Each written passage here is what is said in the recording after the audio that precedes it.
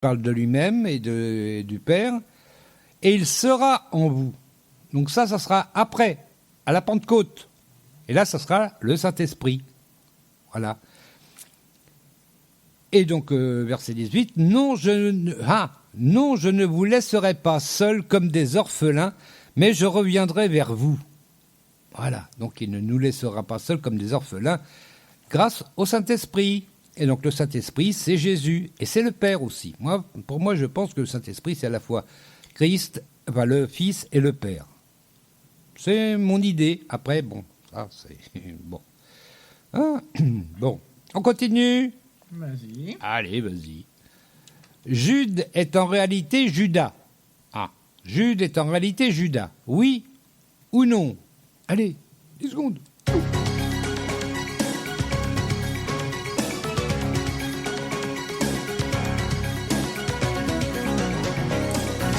Non. Non? Eh ben non. Eh ben, du coup, on applaudit la bonne réponse. Ah ouais.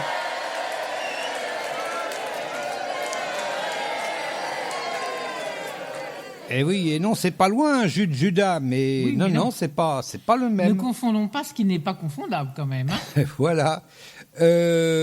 Donc, ça, on a dit que c'était au Ce sont verset deux 20. personnes différentes. Ah oui. Au verset 22, eh ben, on va lire ça, on en est au 19 à 22. Alors, on va lire ça. Sous peu, le monde ne me verra plus. Mais vous me verrez parce que je suis vivant et que vous aussi, vous vivrez. Alors, quand Jésus parle, vous savez, il parle souvent d'un point de vue spirituel. Hein. Lorsqu'il dit « je suis vivant », c'est spirituellement vivant, c'est pas seulement corporellement. Et que vous aussi, vous vivrez spirituellement. Donc là, quand il dit « vous aussi, vous vivrez », vous voyez, c'est encore au futur, donc ça sera à partir de la Pentecôte, quand le Saint-Esprit viendra en eux. De toute façon, il parle toujours par parabole. Hein. Voilà, et moi, je sais que quand je lis surtout Jean, mais les autres aussi, mais surtout Jean, quand je lis, pour moi, Jésus parle principalement du spirituel, de notre esprit. C'est ça qui est vraiment au centre de ce que dit Jésus. Après, il va utiliser des paraboles qui vont charnaliser un petit peu, j'aime pas ce mot-là, charnaliser un petit peu le spirituel. Mais lorsque Jésus parle, il parle principalement de notre esprit, de son esprit, de l'esprit du Père, etc. De toute façon, Dieu est esprit, donc bon, hein, ça coupe court tout ça aussi. Non, Dieu n'a pas une grande barbe, non, rien, il n'a rien. Bon, c'est un esprit. À quoi ressemble un esprit? Par contre, ça, on ne sait pas. Ouais. Non, on peut imaginer beaucoup de choses, c'est vrai. Beaucoup imaginent qu'on garde le corps qu'on a, je suis pas sûr, parce que bon, celui qui garde le corps qu'il a, s'il est handicapé, donc il reste handicapé. Et pourtant non, on nous dit que non. Donc je pense qu'on aura un autre corps, ressemblant ou pas, je ne sais pas, mais on aura un autre corps. Voilà. Ah, peut-être qu'il peut ne pas ressembler du tout au corps. Peut-être que c'est un esprit, puis qu'on a l'empreinte entre guillemets spirituelle de notre corps. Je sais pas comment expliquer ça, mais bon. Mais tout ça, c'est pas vraiment expliqué. On peut arriver peut-être à le comprendre, je ne sais pas. Moi, je l'ai compris, mais je ne sais pas comment, donc je vais pas vous l'expliquer. Voilà. Bon, je vais arrêter là, parce que sinon après je vais divaguer. Après, on va dire il divague. Oui, je divague. Tu sais où j'en suis, Martinette? Alors, on parlait de Jude. T'en es au verset 20. Ah oui, il y a du boulot T'as pas encore. fini, alors. Hein. Ah non, j'ai pas fini. Alors, 20. Quand ce jour viendra, vous connaîtrez que je suis mon Père, que je suis en mon Père. Vous saurez aussi que vous êtes en moi et que moi je suis en vous. Quand Jésus parle de ça, on l'a vu aussi dans un autre chapitre 3, je crois, toujours dans Jean. Quand on parle du Père et du Fils, moi je pense au mot fusion. Vous savez, quand on fusionne deux métaux différents, on les fusionne, il n'en reste qu'un. Oui. Mais toujours composé des deux. Je sais pas, c'est pas facile à comprendre forcément. Mais avec deux métaux, on en fait un, mais composé des deux. Voilà. Moi, c'est un petit peu comme ça que je le vois. Le Père et le Fils sont fusionnés. Voilà, leur esprit, je répète. l'esprit du Père et du Fils sont fusionnés complètement. Toum, toum, toum.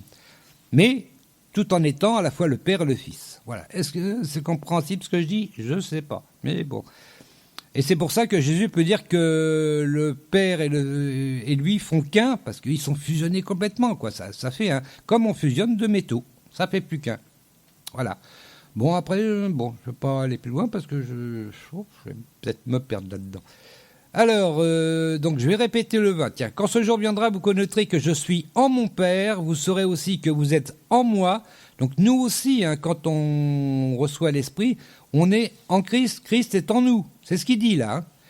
Vous saurez aussi que vous êtes en moi et que moi je suis en vous. Celui qui m'aime vraiment, c'est celui qui retient mes commandements et les applique. Mon Père aimera celui qui m'aime. Moi aussi, je lui témoignerai mon amour et je me ferai connaître à lui. Jude, qu'il ne faut pas confondre avec Judas Iscariote, donc ça c'est au verset 22, « Seigneur, pourquoi est-ce seulement à nous que tu veux te manifester et non au monde ?» Ah, vous allez voir que Jésus, il va répondre à sa façon, il répond sans répondre. Enfin, pas de la même façon que Jude, à mon avis, espérait qu'il réponde. Alors, on va, je crois, poser la question avant. Oui, c'est mieux. Comment Jésus appelle le Saint-Esprit? Ah oui, c'est beaucoup plus loin, ça. Comment Jésus appelle le Saint-Esprit? Le congélateur, c'est français, ça, quoi? Oui. Congelé, oui. Oh. Le congélateur, le défenseur ou le rédempteur? Voilà. Comment Jésus appelle le Saint-Esprit? Le congélateur, ça m'appelle congélateur, ça fait bizarre. Le défenseur ou le rédempteur? Allez, un petit 10 secondes. Je vais être content, Hervé. Le défenseur. Le défenseur, c'est une bonne réponse.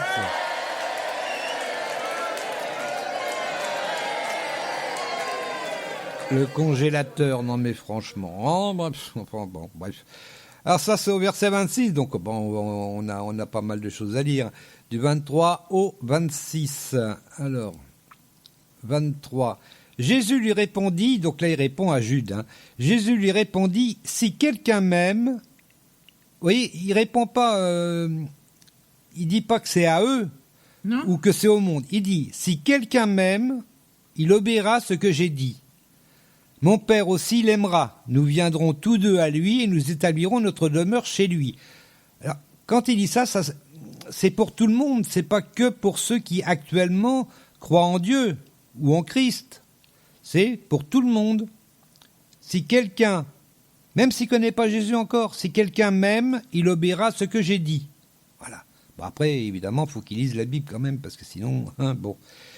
Et puis alors, donc, deuxième, alors là, il divise en fait ceux qui l'aiment et ceux qui ne l'aiment pas, en gros. Donc, il n'y a pas le monde et puis les disciples, c'est ceux qui l'aiment et ceux qui ne l'aiment pas, point. Mais celui qui ne m'aime pas ne met pas mes paroles en pratique. Or, cette parole que vous entendez ne vient pas de moi, c'est la parole même du Père qui m'a envoyé. Ah oui, je sais, il faut suivre, Ah, c'est pas évident. Or, cette parole que vous entendez ne vient pas de moi, c'est la parole même du Père qui m'a envoyé.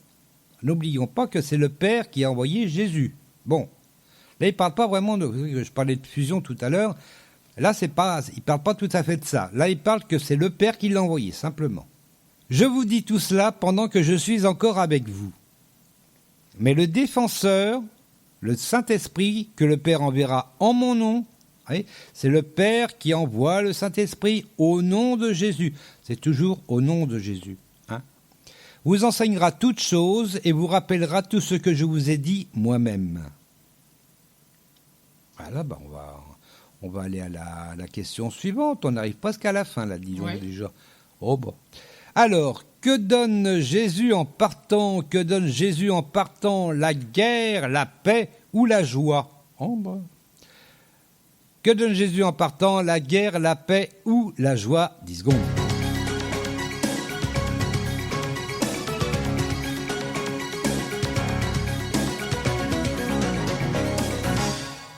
La paix. La paix, exactement. Alors, il y en a, ils vont me dire, ah oui, mais il y a la guerre partout. Oui. Ah ben, on va voir ça avec la dernière question après. La paix et la joie, mais il donne la joie aussi d'ailleurs. Ah ben, attends, on aurait pu répondre les deux, mais bon. Ah, attends, un micro parti. Il est C'est parti ce que micro. j'étais en train de regarder. Euh, Je disais, si les gens sont bêtes, c'est pas de la faute de Dieu. Hein. non, mais on va voir d'ailleurs après avec la dernière question.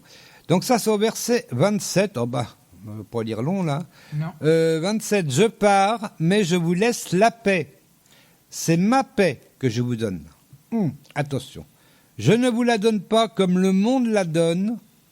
C'est pourquoi ne soyez pas troublés et n'ayez aucune crainte en votre cœur. Voilà. Ah bah c'est connu hein, ce verset. On ne sait pas toujours où il est. Bah là c'est Jean, chapitre 14, verset 27. Il y a deux d'ailleurs versets qui sont connus, qu'on ne sait pas forcément où c'est. C'est donc celui-là, je pars mais je vous laisse la paix, c'est ma paix que je vous donne. Je ne vous la donne pas comme le monde la donne. C'est pourquoi ne soyez pas troublés et n'ayez aucune crainte en votre cœur. Et donc l'autre verset à retenir, mais que tout le monde connaît, c'est le verset 6.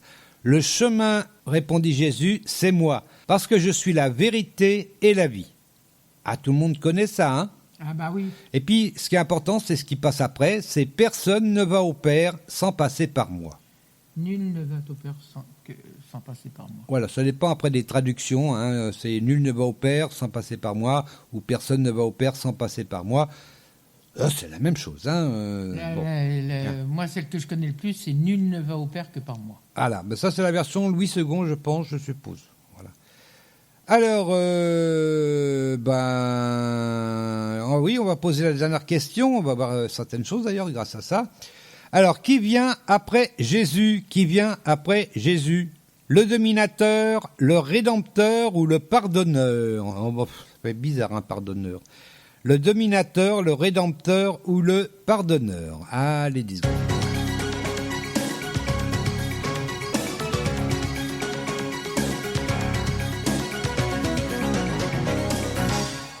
Dominateur.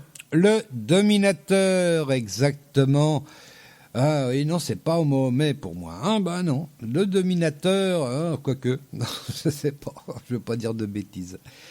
Le dominateur. Là, on va d'abord lire, et après on va commenter un petit chouïa. Vous m'avez entendu dire que je pars, mais aussi que je reviendrai auprès de vous.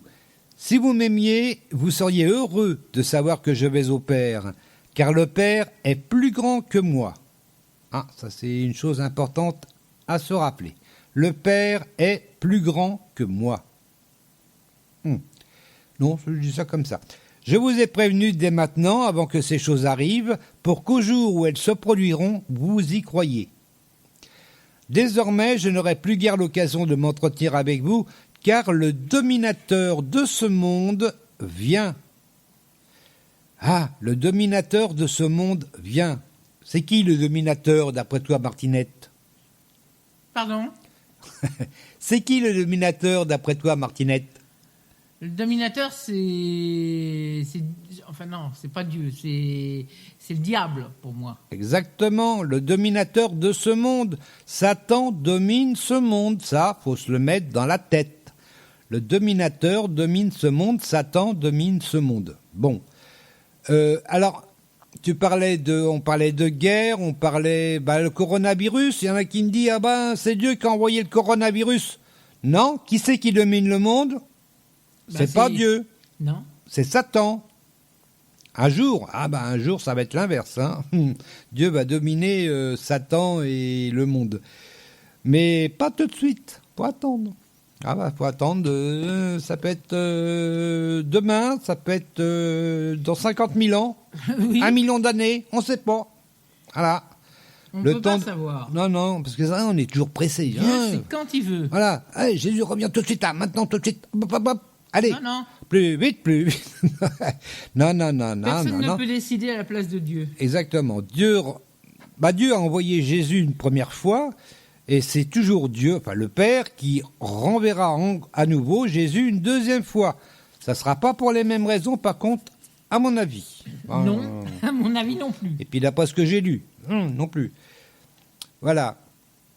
Donc le dominateur de ce monde, c'est à cause de lui qu'il y a tout ça, le coronavirus, les guerres, les méchancetés, les meurtres. De toute façon, le diable est méchant par nature. Ah c'est clair, il est méchant. On ne peut pas s'attendre à autre chose d'une personne qui est méchante. Ouais.